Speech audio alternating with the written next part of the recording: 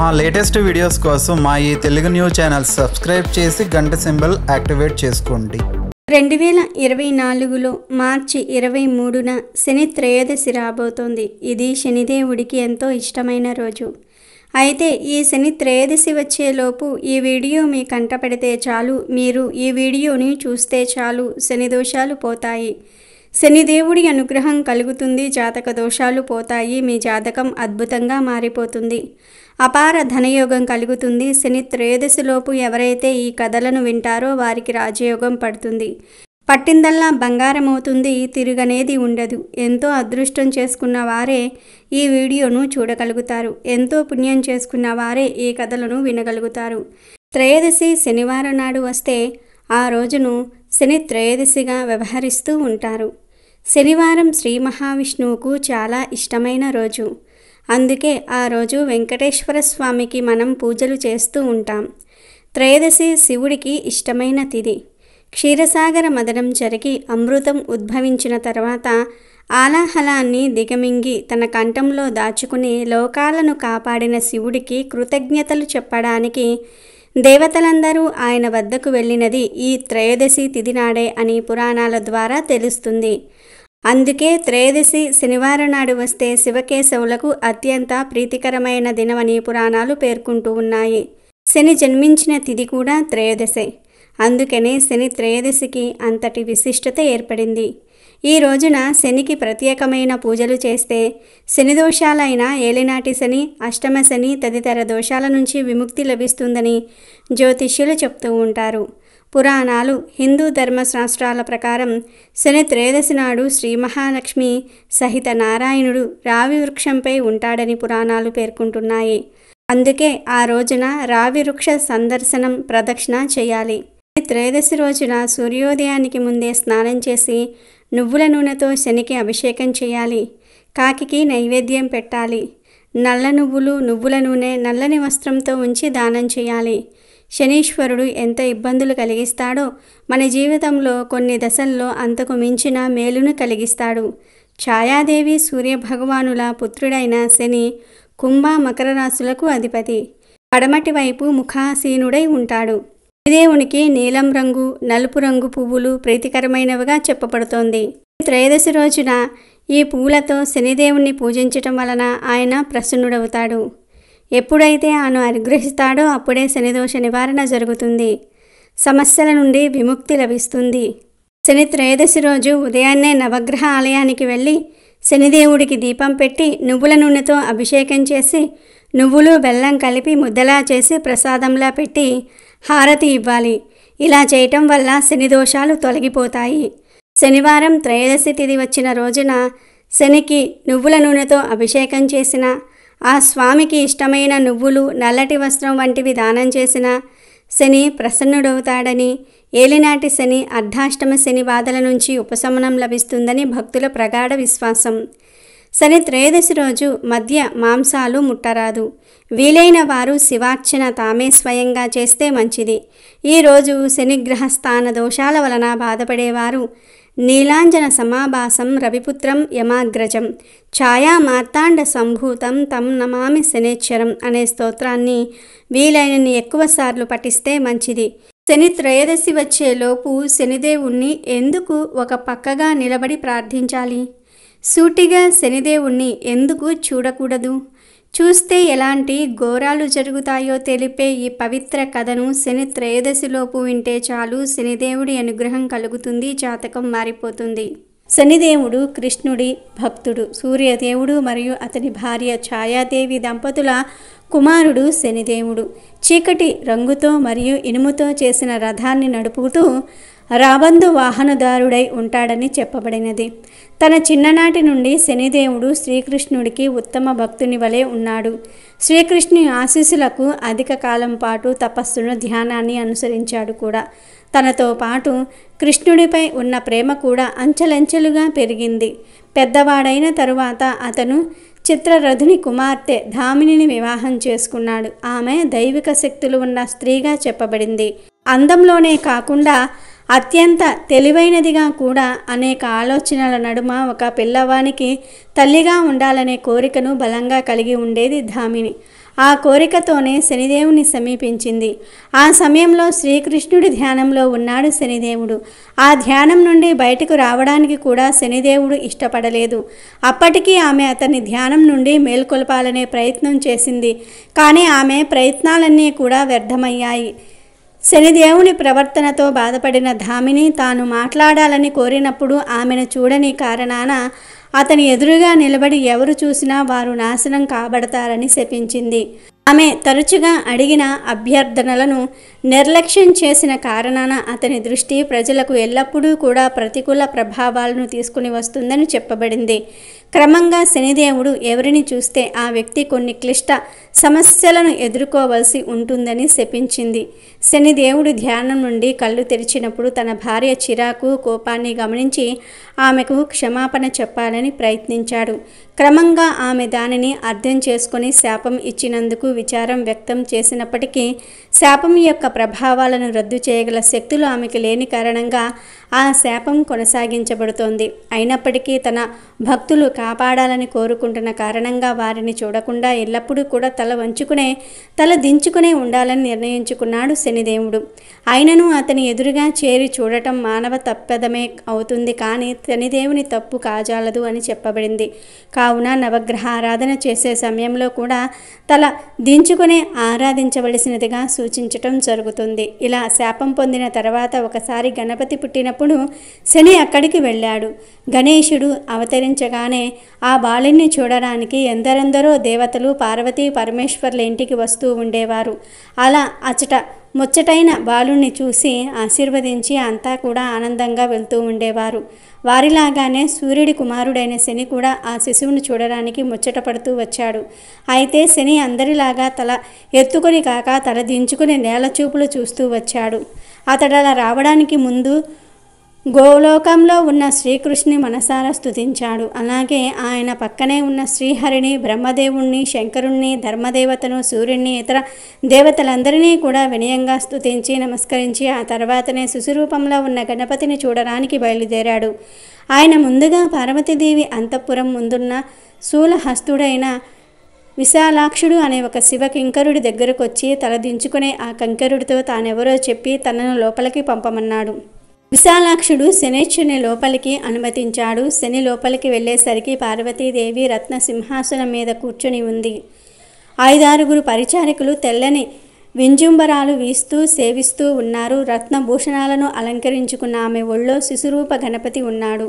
అందరూ ఆ తల్లి బిడ్డలను చూసి పలకరించి వెళ్తూ ఉన్నారు. రత్న సింహాసనం మీద ఉన్న పార్వతీదేవి దూరంగా తల దించుకుని నిలుచున్న శనీశ్వరుని చూసింది. ఆమెకు ఆయన ఒక్కడే అలా చాలాసేపటి నుంచి తల దించుకుని ఉండడం విచిత్రం అనిపించింది. అలా ఉండడానికి కారణమేమిటో చెప్పమని అంది. అప్పుడు శని అది తన కుటుంబానికి సంబంధించిన విషయమని, అయినా సరే జగత్తంతటికీ కూడా తల్లి లాంటి దానివైన పార్వతీదేవి అడిగినప్పుడు చెప్పటమే ఎంతో మేలైన విషయమని అంటూ తన స్వవిషయాన్ని వివరంగా పార్వతీదేవికి ఇలా చెప్పాడు. తాను సూర్యుడి కుమారుడినని, తనకు యుక్త వయసు రాగానే సూర్యుడు చిత్రరథుడి కుమార్తెతో తనకు వివాహం చేశాడని అన్నాడు. తాను చిన్నప్పటి నుంచి నిరంతరం శ్రీహరినే ధ్యానిస్తూ ఉండేవాడినని, హరి ధ్యానమే తప్ప వేరే ఒకటి తెలియదని, తనకు మళ్ళీ తనలాగే భక్తి పరురాలైనటువంటి భార్య దొరికినందుకు ఆనందించానన్నాడు. తన భార్య కూడా ఎప్పుడూ అలా ధ్యానంలోనే ఉండేదని, అయితే ఓసారి ఆమె ఋతుస్నాత అయి సంతానార్థం తన దగ్గరకు వచ్చి నిలిచినా తాను ఆమె వైపు కనీసం చూడలేదన్నాడు. అందుకు ఆమెకు బాగా కోపం వచ్చి ఆనాటి నుంచి తాను ఎవరి అయినా సరే నేరుగా ఎవరిని చూస్తే ఎదురుగా వారు నశిస్తారని శపించిందని పార్వతీదేవికి శనీశ్వరుడు చెప్పాడు. ఆ తర్వాత ఆమెను తాను ప్రసన్నురాలను చేసుకున్న ఆ శాపం మాత్రం విముక్తి కాలేదని, తాను ఎవరి వైపు నేరుగా చూస్తే వారు నశిస్తున్నారు గనుక అదో దృష్టితో కాలం గడుపుతూ ఉన్నానన్నాడు శనీశ్వరుడు. పార్వతీమాత ఆ మాటలు విని శని పరిస్థితికి బాధపడింది. అయినా జరిగేదంతా కూడా భగవతేచ్ఛే ప్రకారం కర్మను అనుసరించి జరుగుతూ ఉంటాయి కదా, మరేమీ ఇబ్బంది లేదు, మా ఇద్దరి వంక నీవు చూడవచ్చు అని పార్వతీదేవి శనితో అంది. శని ఒకవేళ అలా చూడకపోతే ఆమెకు కోపం వచ్చి శపిస్తే మళ్ళీ ఎక్కడ ఆ శాపాన్ని అనుభవించాలో అని భయపడి ఆ తల్లి ఒళ్ళో ఉన్న శిశువు వంక చూశాడు శని. ఆ మరుక్షణంలోనే ఆ శిశువు తల తెగి గోలోకంలోని శ్రీకృష్ణుడిలో లీనమయ్యింది. శని చెప్తున్న విషయాన్ని పట్టించుకోక పార్వతీమాత అలా పుత్ర శోకానికి గురైంది. శోకిస్తున్న ఆమెను ఓదార్చి శ్రీహరి గజ శిరస్సును తెచ్చి మళ్ళీ గణపతికి ప్రాణ ప్రతిష్ఠ చేశాడు. ఈ కథ సందర్భంలో శని అదో దృష్టికి సంబంధించిన ఆమె భార్య శాపం, అలాగే పార్వతీసుతుడు గణపతికి గజాననం రావడానికి సంబంధించిన విషయాలు ఉన్నాయి. అలాగే శని త్రయోదశిలోపు శనిదేవుణ్ణి అవమానిస్తే ఎలాంటి దుష్ఫలితాలు కలుగుతాయో తెలిపే పురాణ కథను వింటే చాలు. అదృష్టం మిమ్మల్ని వరిస్తుంది, అహంకారం వదిలిపోతుంది. పూర్వం ఉజ్జయిని ప్రాంతాన్ని విక్రమాదిత్యుడు అనే రాజు పరిపాలిస్తూ ఉండేవాడు. విక్రమాదిత్య మహారాజు నవరాత్రిని చాలా గొప్పగా వైభవంగా జరుపుకుంటూ ఉన్నాడు. ఈ సందర్భంగా ప్రతిరోజు కూడా ఒక గ్రహంతో పోటీ పడుతూ ఉన్నాడు. ఈ నవరాత్రి ఉత్సవాలకు వచ్చిన బ్రాహ్మణులు విక్రమాదిత్యుని జాతకం చూసి అతనికి 12వ దశలో శని ప్రవేశిస్తాడని, కష్టాల పాలవుతాడని గ్రహిస్తారు. ఇక నవరాత్రులలో ప్రతిరోజు ఒక గ్రహంతో పోటీ పడుతున్న విక్రమాదిత్యుడికి చివరి రోజు శనితో పోటీ పడాల్సి వస్తుంది. బ్రాహ్మణులు శని యొక్క శక్తులు, భూమిపై ధర్మాన్ని నిలబెట్టడానికి అతని పాత్రతో సహా అతని గొప్పతనాన్ని విక్రమాదిత్యునికి వివరిస్తారు. అయితే బ్రాహ్మణులు చెప్పిన దానికి విక్రమాదిత్యుడు సంతృప్తి చెందలేదు.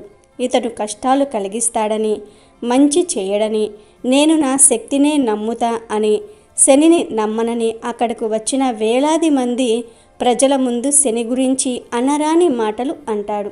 దానితో శనిదేవునికి ఆగ్రహం వచ్చింది. శనిదేవుడు విక్రమాదిత్యతో, నువ్వు నన్ను మొక్కేలాగా చేస్తాను, నువ్వు నన్ను పూజించేలాగా చేస్తాను అని సవాలు చేస్తాడు. శనిదేవుడు అక్కడి నుండి వెళ్ళిపోయాక విక్రమాదిత్యుడు ప్రజలతో ఇదంతా కూడా నమ్మవద్దని, నేను బలవంతుణ్ణి, అదృష్టవంతుడిని అని, నాకు దేవతలే అందరి ఆశీర్వాదం ఉన్నదని, నేను శనిదేవుడి గొప్పతనం అంగీకరించనని, ఏం జరగాలో అదే జరుగుతుందని సవాలును స్వీకరిస్తున్నట్లుగా ప్రజల ముందు చెప్తాడు. ఇలా ఉండగా ఒకరోజు గుర్రాలను విక్రయించే వ్యక్తి విక్రమాదిత్యుని రాజభవనంలోనికి ప్రవేశించాడు. అతను విక్రమాదిత్యునితో ఇలా అంటాడు, మీ రాజ్యంలో నా గుర్రాన్ని కొనే మొనగాడు ఉన్నాడా అంటాడు. దానికి విక్రమాదిత్యుడు, నీ గుర్రం ప్రత్యేకత ఏమిటో ముందు చెప్పమన్నాడు. దానికి విక్రయించే వ్యక్తి ఇలా అంటాడు, ఈ గుర్రం ఒక్క గెంతులో పైకి ఎగురుతుంది మరియు రెప్పపాటులో భూమిని చేరుతుంది అని చెప్తాడు.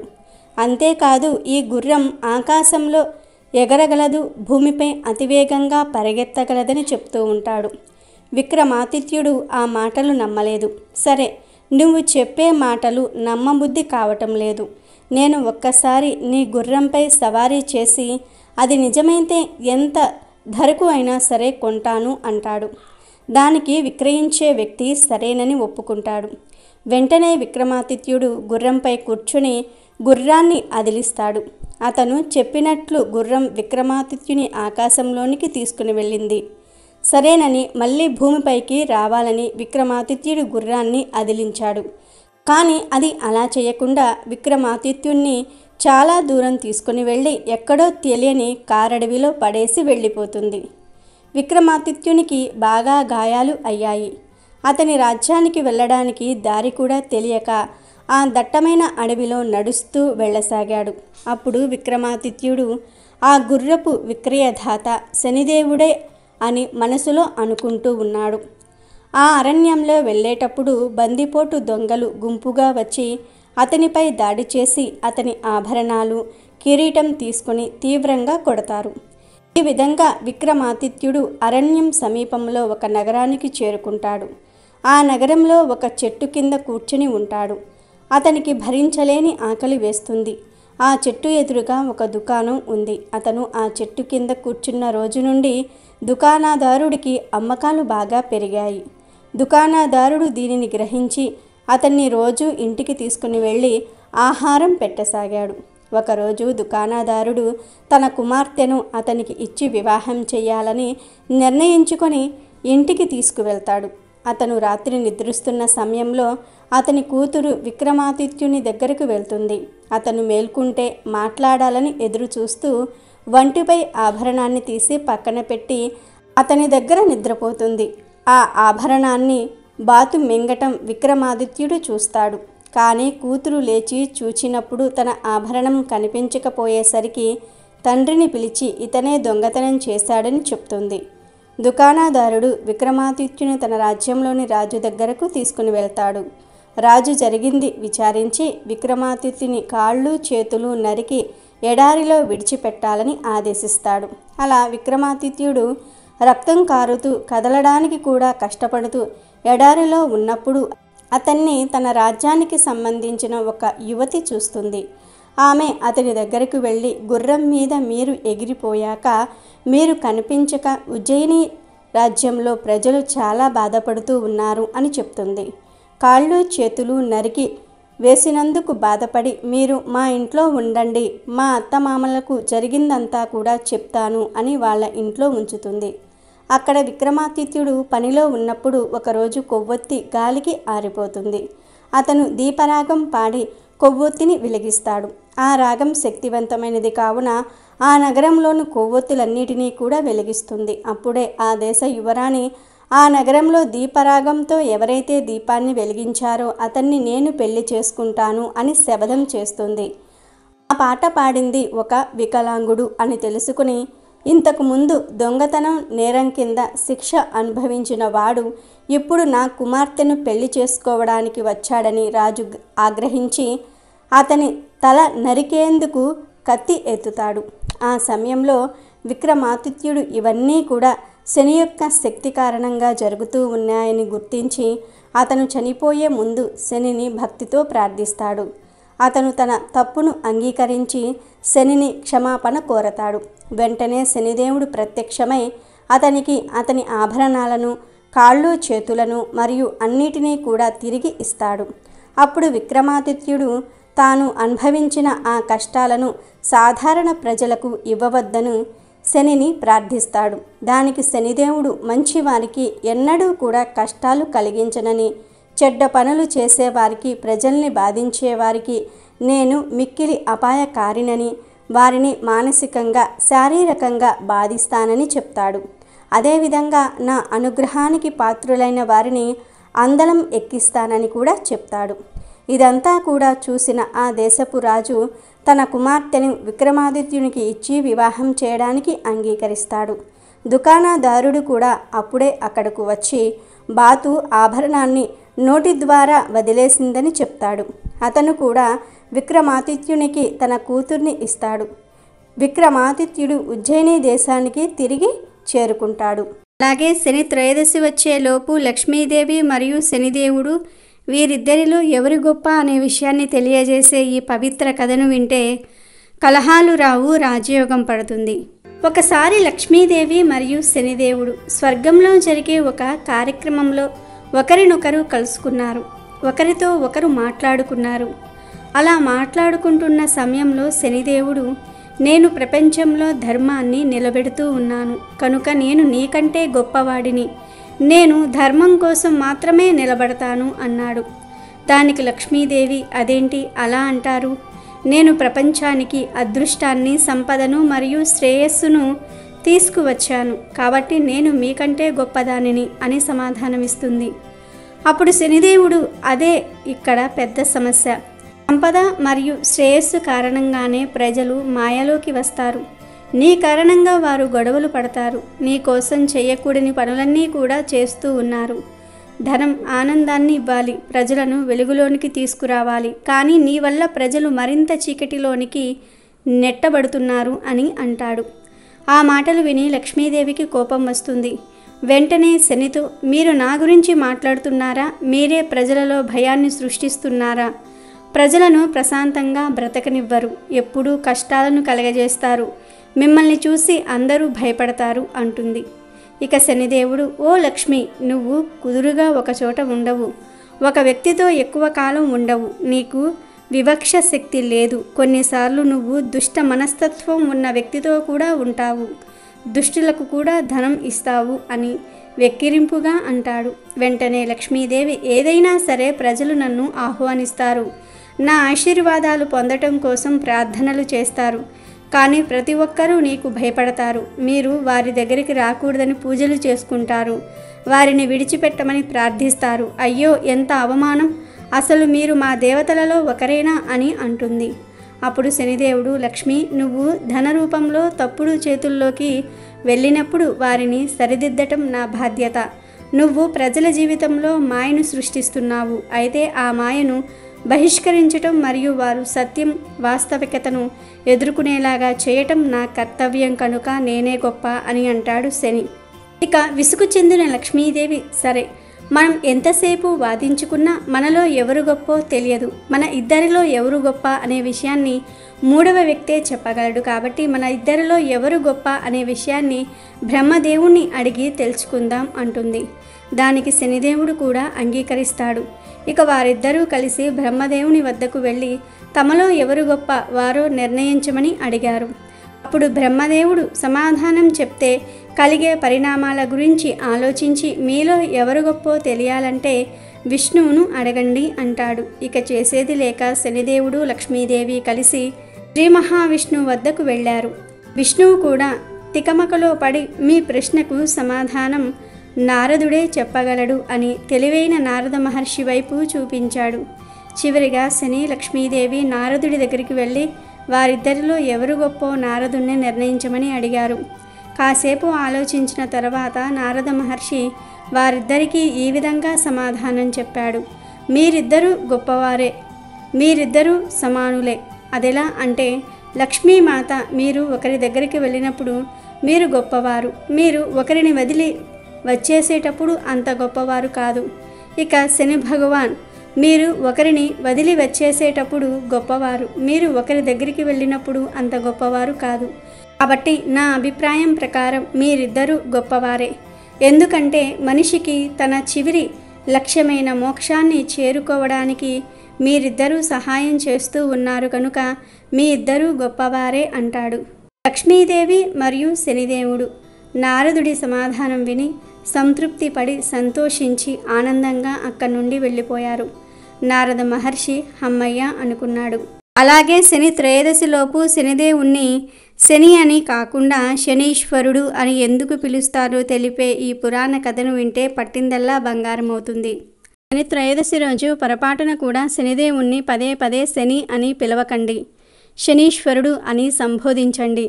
శనిదేవుణ్ణి పదే పదే శని శని అని పిలిస్తే ఆయనకు నచ్చదు, కానీ శనీశ్వరుడు అని పిలిస్తే ఐశ్వర్యం కలిగిస్తాడు. పరమేశ్వరుడు, వెంకటేశ్వరుడు ఇలా ఈశ్వర శబ్దం ఉన్న దేవుళ్ళు ఐశ్వర్యాన్ని కలిగిస్తారు. శనిదేవుణ్ణి కూడా శనీశ్వరుడు అని సంబోధిస్తే ఆయనే సకల ఐశ్వర్యాలను ప్రసాదిస్తాడు.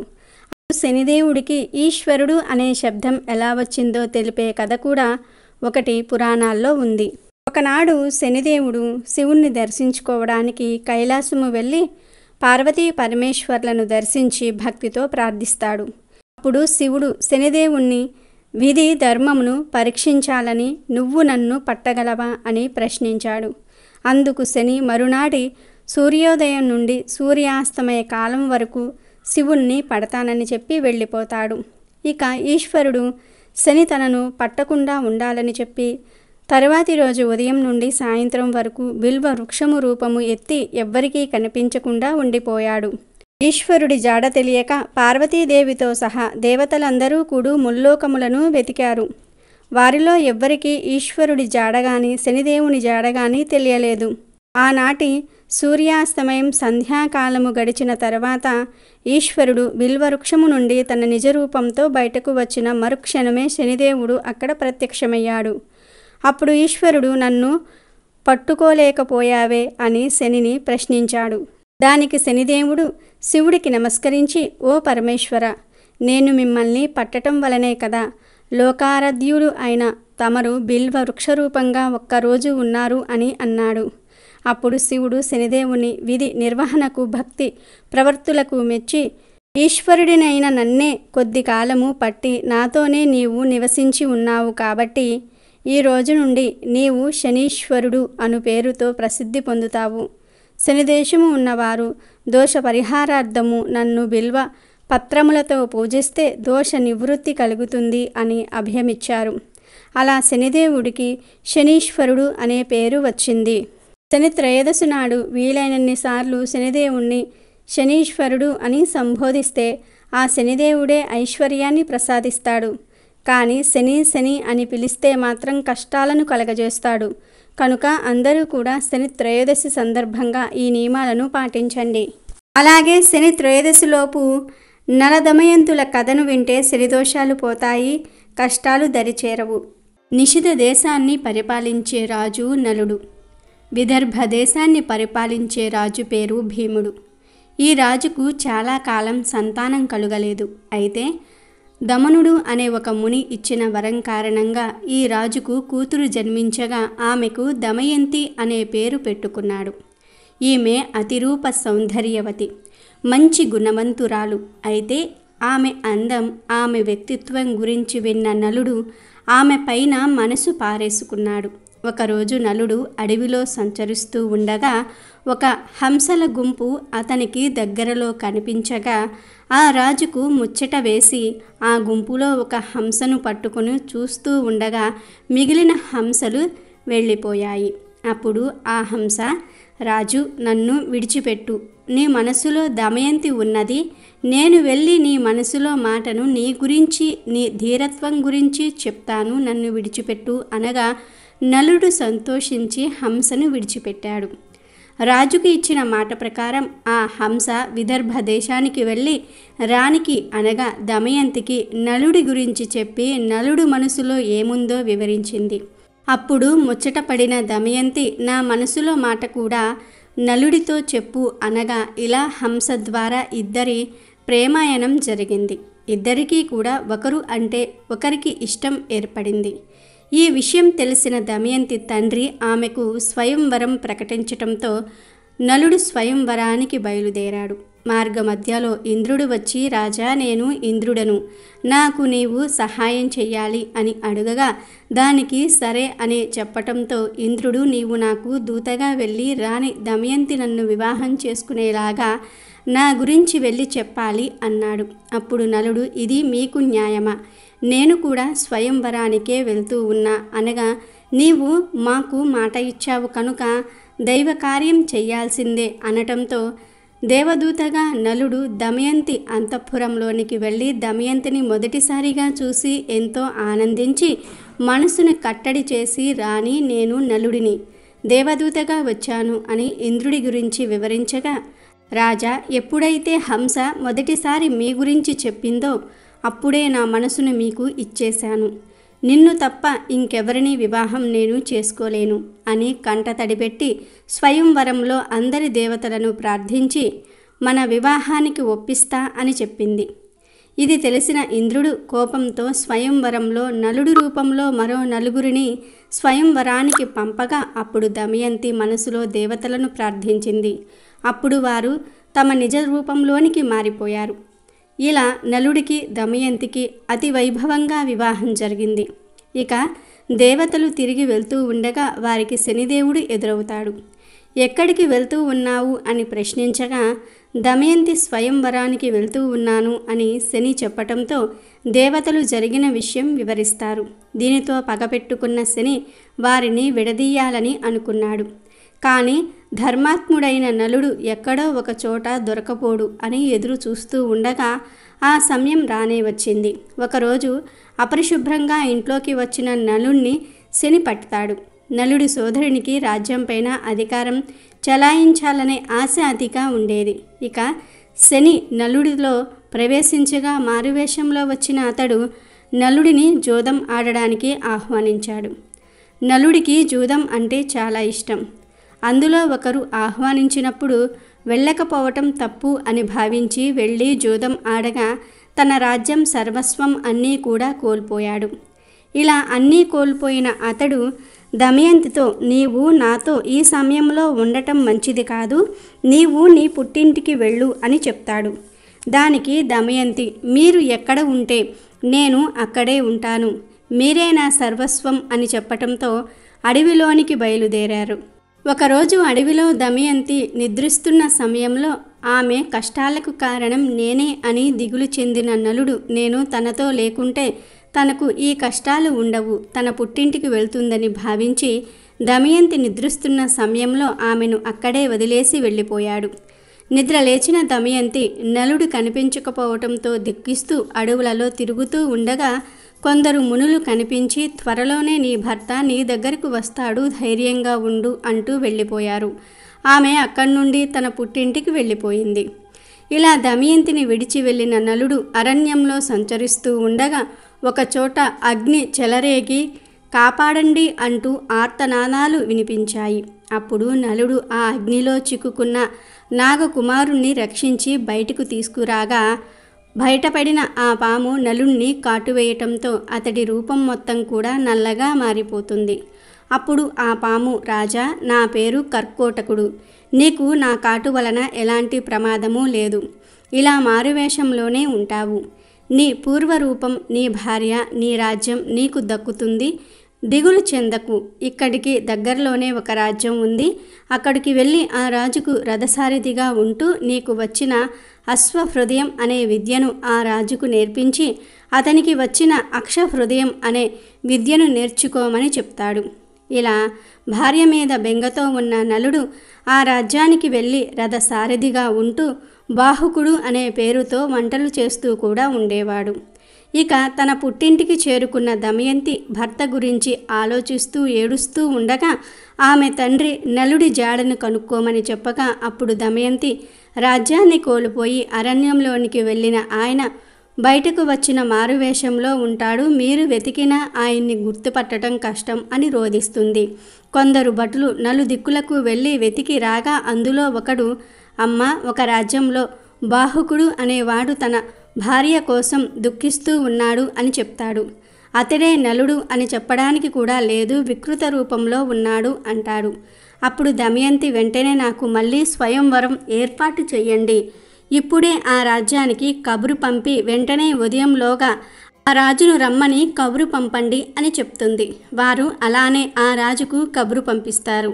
ఇక కబురు అందుకున్న ఆ రాజు నలుడిని పిలిచి, మనం విదర్భ దేశానికి తక్షణమే వెళ్ళాలి, అక్కడి రాణి దమయంతి తన 2వ స్వయంవరం ప్రకటించింది అని చెప్పటంతో నలుడు మనసులో నా భార్య నా కారణంగా దుఃఖంలో మునిగిపోయి కోపంలో ఇలాంటి నిర్ణయం తీసుకున్నదా అని దుఃఖిస్తూ అసలు ఏంటో వెళ్ళి చూస్తే అన్నీ అర్థమవుతాయి కదా అని భావించి రాజు ఆజ్ఞను పాటిస్తూ సరేనని రథాన్ని సిద్ధం చేస్తాడు. రాజు, మనకు ఆ రాజ్యానికి చాలా దూరం, మనం ఎలాగైనా సరే వెంటనే బయలుదేరి ఆ రాజ్యాన్ని చేరుకోవాలి అని చెప్పటంతో నలుడు రథాన్ని నడిపించాడు. ఇక భూలోకంలో సూర్యుని రథంలా దూసుకుపోయే శక్తి దేశంలో ఒక్క నలుడికి మాత్రమే సొంతం. అలా బాహుకుడు అనే వేషంలో ఉన్న నలుడు రథాన్ని వేగంతో నడిపించాడు.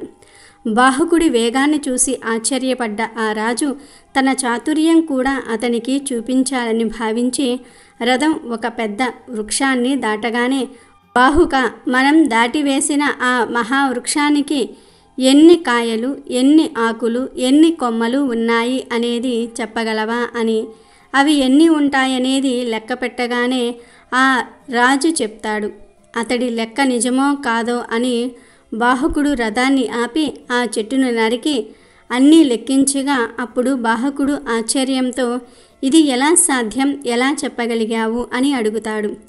దానికి రాజు, ఇది అక్షవిద్య అనే సంఖ్యాశాస్త్రం అని చెప్పగా నాకు కూడా ఆ విద్యను చెప్పమని బాహుకుడు అడుగగా ఆ రాజు ఆ విద్యను అతడికి నేర్పిస్తాడు. ఇందుకు బాహుకుడు ఆ రాజుకు అశ్వవిద్యను నేర్పిస్తాడు. ఇక అప్పటి వరకు బాహుకుడిలో ఉన్న శని అక్షవిద్య నేర్చుకోవటంతో క్షమించమని అతడి శరీరాన్ని వదిలి వెళ్ళిపోతాడు. ఇక దమయంతి రాజ్యానికి చేరుకున్న వీరు అతిథి గృహంలో సేదతీరుతూ ఉండగా వచ్చినది తన నలుడు అనే ఆనందం దమయంతిని వెంటాడుతూ ఉంది. కానీ అతడు వికృత రూపంలో ఉన్నాడని భావించి తన చెల్లికత్తితో రాజుగారి రథసారథిని పిలిపించింది. అప్పుడు బాహుకుడు రావటంతో, నీవు నా భర్త నలుడు అనే విషయం నాకు అర్థమయ్యింది, ఒక్క రోజులో 100 యోజనల దూరం నడుపగల సామర్థ్యం నా భర్తకు తప్ప మరెవ్వరికీ లేదు అంటుంది. అప్పుడు నలుడు బాధతో, అవును దేవి, నీ నలుణ్ణి, నీ భర్తను అని అంగీకరించాడు. నన్ను నట్టడివిలో వదిలేసి వెళ్ళిపోయావు, అది ఎంతవరకు న్యాయం అని దమయంతి అడుగగా, నన్ను అప్పుడు శని ఆవహించి ఉన్నాడు. జీవితంలో అన్నీ కోల్పోయాను. నిన్ను అలా వదిలి వెళ్ళిపోతే కనీసం నీవైనా నీ ఇంట్లో సుఖంగా ఉంటావు కదా అని అలా చేశాను. అయినా నీవు రెండవసారి స్వయంవరం ప్రకటించావు, నా మనసు గాయపరిచావు, ఎందుకు అని నలుడు అడుగుతాడు.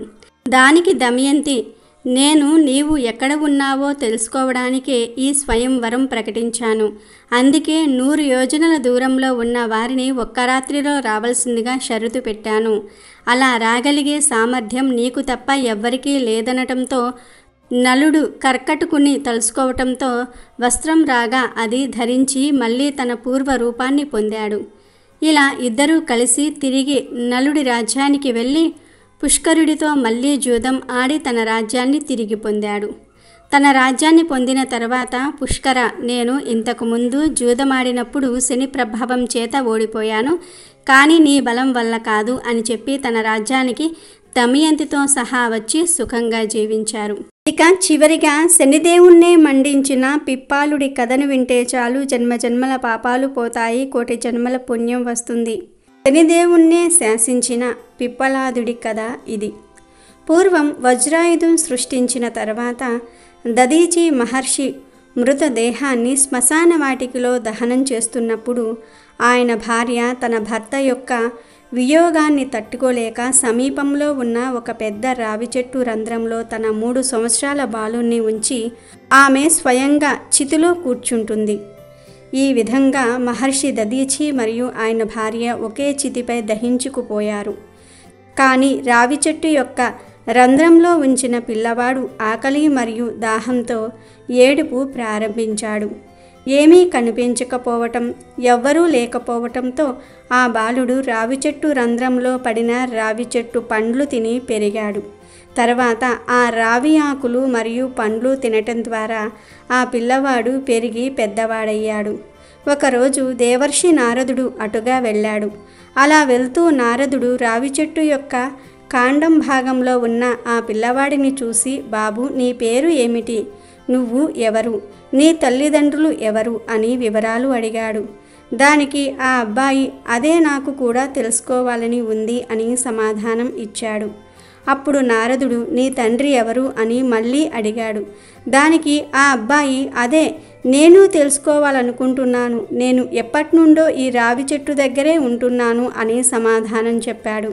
అప్పుడు నారదుడు, ఈ పిల్లవాడు ఎవడో అనాథలాగా ఉన్నాడే, వీడి అమ్మా నాన్నలు ఎవరై ఉంటారు అని ఆలోచించి తన దివ్య దృష్టితో గతాన్నంతా చూసి ఆశ్చర్యపోయాడు. అప్పుడు నారదుడు ఆ బాబుతో, హే అబ్బాయి, నీవు గొప్ప దాత మహర్షి దదీచి కొడుకువి. నీ తండ్రి అస్తికతో దేవతలు ఒక పిడుగులాంటి ఆయుధాన్ని సృష్టించి రాక్షసులను జయించారు. మీ తండ్రి దదీచి 31 ఏళ్లకే చనిపోయారు అని నారదుడు చెప్పాడు. దానికి ఆ అబ్బాయి, మా నాన్న అకాల కారణానికి కారణం ఏమిటి అని అడిగాడు. అప్పుడు నారదుడు, మీ తండ్రికి శనిదేవుని మహదశ ఉంది, అందుకే అలా జరిగింది అని చెప్పాడు. అప్పుడు ఆ పిల్లవాడు, నాకు వచ్చిన దురదృష్టానికి కారణం ఏమిటి అని అడగగా నారదుడు శనిదేవుని మహదశ ఉండటమే అని సమాధానం ఇచ్చాడు. ఈ విషయాలు చెప్పి దేవర్షి నారదుడు పిప్పల వృక్షం ఆకులు మరియు పండ్లు తిని జీవించిన ఆ బాబుకు పిప్పలాదుడు అని పేరు పెట్టాడు. అంతేకాదు అతనికి దీక్షను ఇచ్చి వెళ్ళిపోయాడు.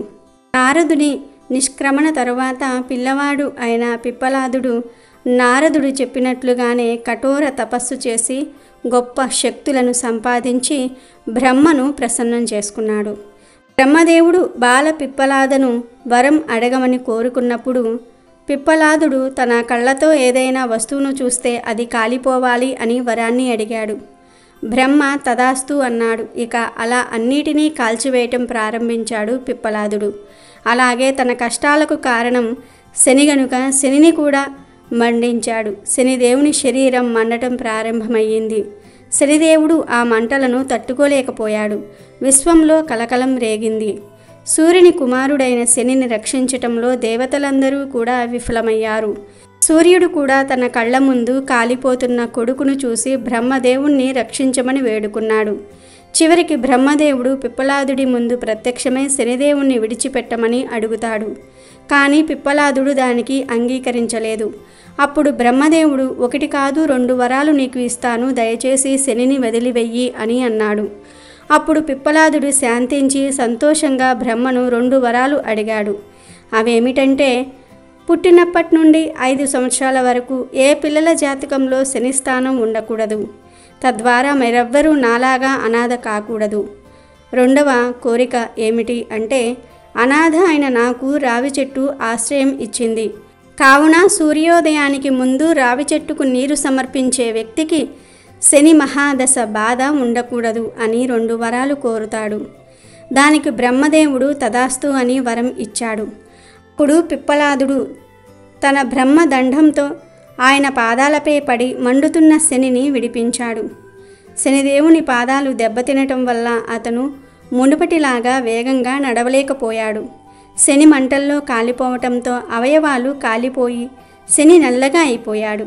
అందుకే శని చరతి యహ శనేశ్వరః అంటే మెల్లగా నడిచేవాడు శనీశ్వరుడు అని, శని నల్లని శరీరం కలవాడు అని అంటారు.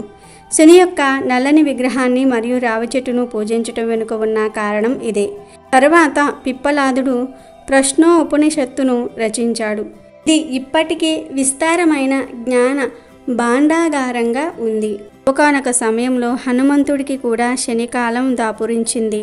అది వానర వీరులంతా కూడా రాముడి కోసం సేతువు నిర్మిస్తున్న సమయం. శనీశ్వరుడు హనుమ కోసం రామేశ్వర సముద్ర తీరానికి వచ్చాడు.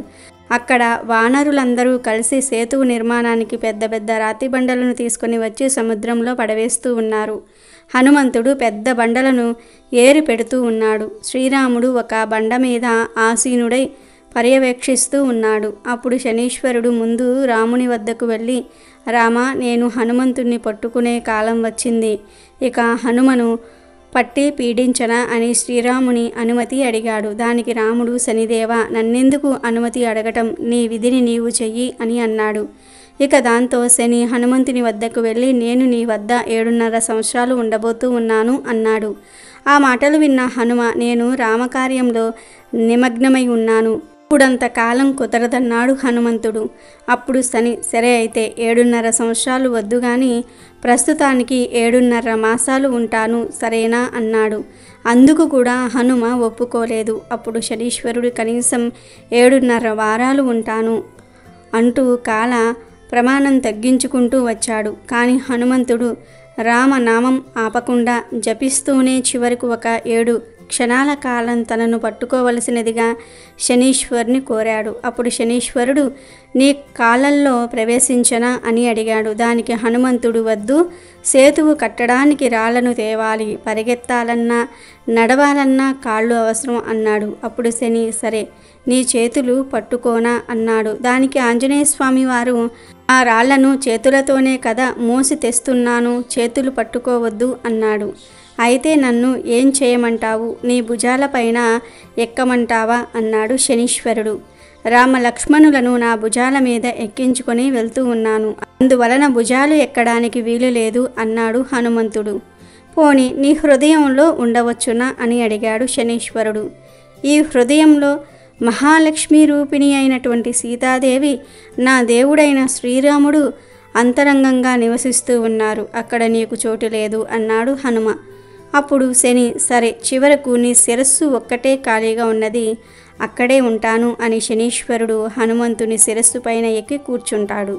హనుమంతుడు ఒక పెద్ద బండరాయిని తన శిరస్సుపై అంటే శనీశ్వరుని మీద పెట్టుకుని ఒక్కొక్క బండను సముద్రంలో వేయటం మొదలుపెట్టాడు.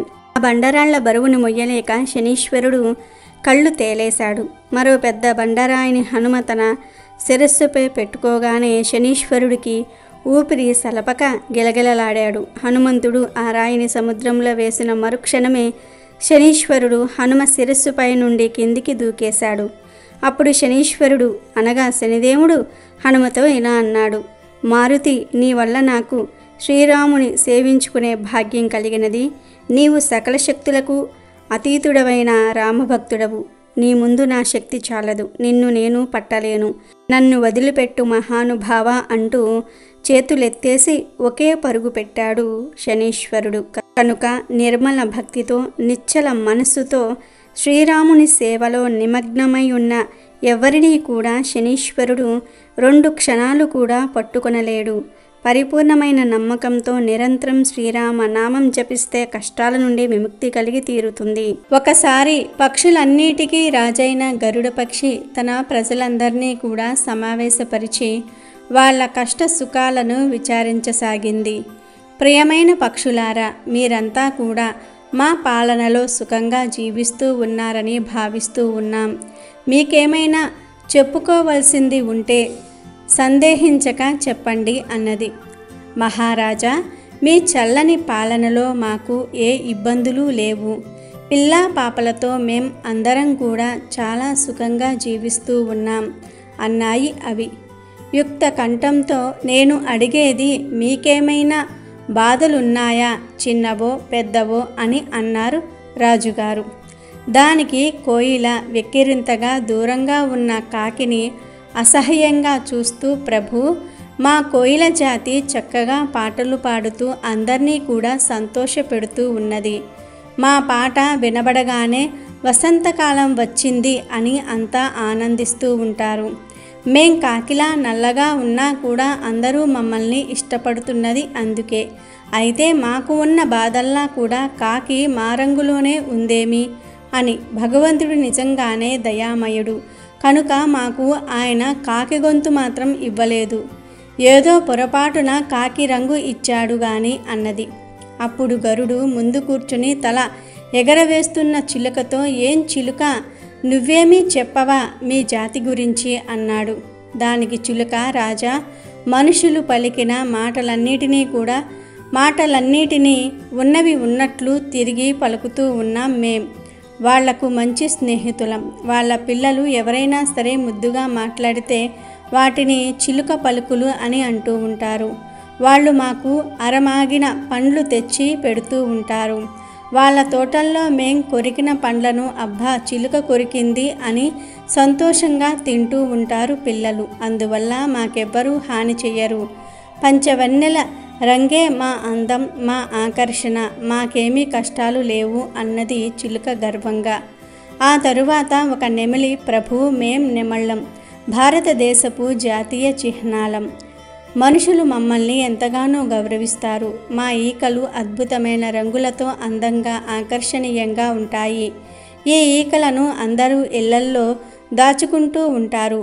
మా నాట్యం చూస్తే ఎవరి హృదయాలైనా రంజిస్తాయి. పైగా మేం సుబ్రహ్మణ్య స్వామికి వాహనాలం. శ్రీకృష్ణుడు మా ఈకల్ని తల మీద పెట్టుకుంటూ ఉంటాడు. అందుకే మాకింత గౌరవం, మాకేం కష్టాలు అంది నెమలి వయ్యారంగా. దానికి గరుడు చిరునవ్వు నవ్వుతూ హంస వైపు చూశాడు. అది మహాప్రభు, మేం సరస్వతీదేవికి వాహనంగా బహుకాలం ఉంటూ ఆమెతో సరి సమానంగా గౌరవం పొందుతూ ఉన్నాం. పైగా మేం మిగిలిన పక్షుల్లాగా కనబడ్డ చెత్తనల్లా తినటం, కేవలం తామర తూళ్లే మా ఆహారం. మమ్మల్ని, మా నడకల్ని చూశారు కదా, ఇంత నాజూకుతనం మాకు మా ఆహారం వల్లే వచ్చిందని చెప్పుకుంటూ చెప్తూ ఉంటారు కూడా పెద్దలు. తెల్లని మా రంగును చూసి అసూయ పడని వాళ్ళు ఉండరు. మేం రాజ పక్షులం, మాకేమీ కష్టాలు ఉండవు అన్నది సుతారంగా. ఇట్లు పక్షులన్నీ కూడా ఒకదాని తర్వాత ఒకటి సొంత గొప్పలు చెప్పుకుంటూ ఉన్నాయి. మూలన కూర్చున్న కాకి మాత్రం ఏమీ పలుకలేదు.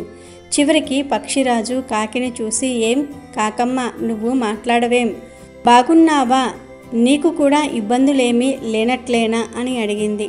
కానీ మిగిలిన పక్షులన్నీ కూడా అది శనీశ్వరుని వాహనం, దానికేం ఇబ్బందులు ఉంటాయి, దాన్ని చూసి అందరూ భయపడవలసిందే.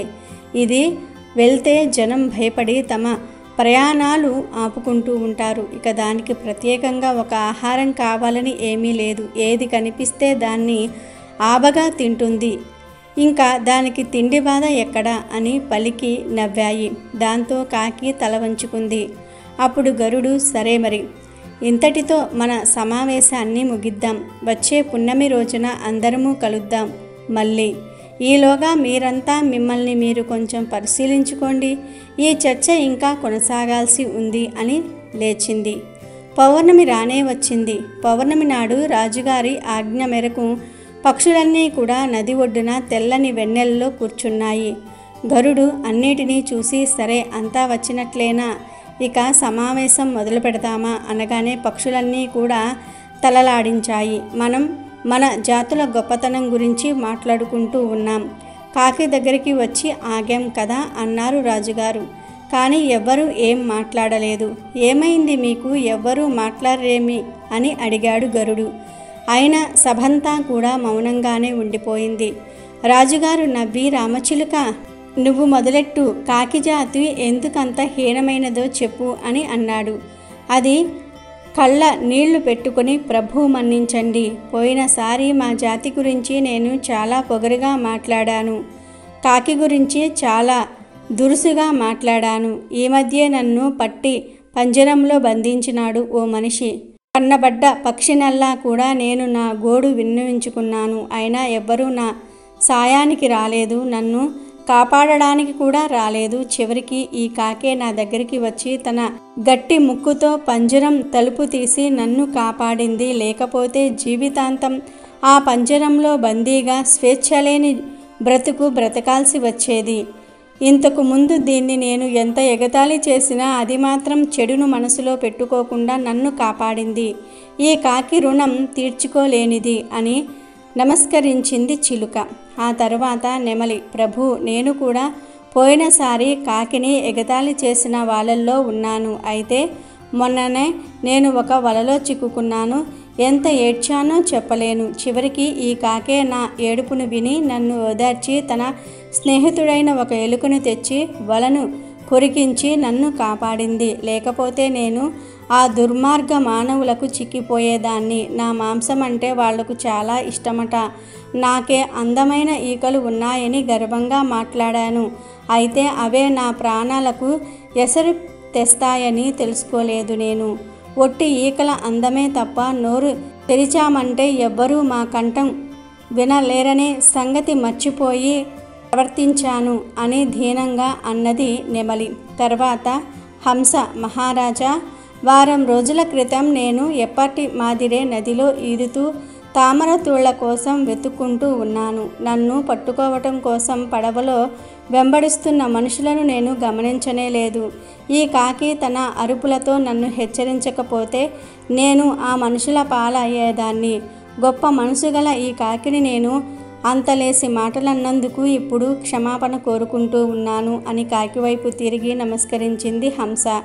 ఇక కోయిల సిగ్గుతో తల వంచుకొని, మహాప్రభో, నేను దాని రంగు గురించే కాక దాని స్వభావాన్ని గురించి కూడా ఎత్తి పొడిచి కాకిని చిన్నబుచ్చాను. నా పాట గొప్పగా ఉంటుందని ఏమేమో చెప్పాను. కానీ ఈ కాకమ్మ తన గుడ్లతో పాటు మా గుడ్లను కూడా పొదిగి ఇస్తుందని మరిచాను. అంతేకాక నిన్న నా మీద వల విసిరి నన్ను పట్టుకునేందుకు ప్రయత్నించిన మనుషుల్ని ఈ కాకమ్మే తన ముక్కుతో పొడిచి వాళ్ళ గురి తప్పిపోయేలాగా చేసి నన్ను కాపాడింది. దానికి వేల వేల కృతజ్ఞతలు అన్నది. ఆ మాటలన్నీ విన్న గరుడు చిరునవ్వు నవ్వి, పక్షుల్లారా, మీరంతా మీ మీ తప్పులను తెలుసుకుని కాకుని గౌరవించటం నాకు చాలా సంతోషాన్ని కలిగిస్తుంది. పక్షి జాతిలో కాకిది చాలా ప్రత్యేకమైన స్థానం. అది పరిసరాలను శుభ్రం చేసే గొప్ప పక్షి. దాని రంగును, అరుపును, శరీర నిర్మాణాన్ని ఎత్తి చూపి అంతటి పక్షిని చిన్నబుచ్చటం నిజానికి మీ అందరి చిన్నతనమే. సరిగ్గా చూస్తే పక్షి జాతికి ప్రధాన శత్రువు మనిషే. ఈ పాటికి ఆ సంగతి మీకు అర్థమయ్యే ఉంటుంది. పక్షులన్నీ ఒకటిగా ఉండకపోతే మనుషుల ఈ ప్రపంచంలో వాటి మనుగడ కష్టమే అన్నాడు. పక్షులన్నీ అంగీకారంగా తల ఊపాయి. తమలో తాము పోట్లాడుకోవటం వల్ల బయట వాళ్లకు లోకువ అవుతామని అవన్నీ గుర్తించాయి. తమ విభేదాలను పక్కన పెట్టి నిజంగా కలిసి బ్రతకాలని నిశ్చయించుకున్నాయి. దేనికి ఉండే గొప్పతనం దానికి ఉంటుంది అనే నీతిని ఈ కథ ద్వారా మనం గ్రహించాలి. కనుక శని త్రయోదశిలోపు ఈ కథలు వింటే చాలు, ఈ వీడియోను చూస్తే చాలు. శని దోషాలు పోతాయి. శనిదేవుడి అనుగ్రహం కలుగుతుంది. జాతక దోషాలు పోతాయి. మీ జాతకం అద్భుతంగా మారిపోతుంది. అపార ధనయోగం కలుగుతుంది. శని త్రయోదశిలోపు ఎవరైతే ఈ కథలను వింటారో వారికి రాజయోగం పడుతుంది. పట్టిందల్లా బంగారం అవుతుంది. తిరుగనేది ఉండదు. ఎంతో అదృష్టం చేసుకున్న వారే ఈ వీడియోను చూడగలుగుతారు. ఎంతో పుణ్యం చేసుకున్న వారే ఈ కథలను వినగలుగుతారు. అమెజాన్లో బెస్ట్ డిస్కౌంట్స్ కోసం వీడియో డిస్క్రిప్షన్లో లింకు ఉంది, చూడండి. అలాగే మా టెలిగ్రామ్ ఛానల్ సబ్స్క్రైబ్ చేసుకోండి.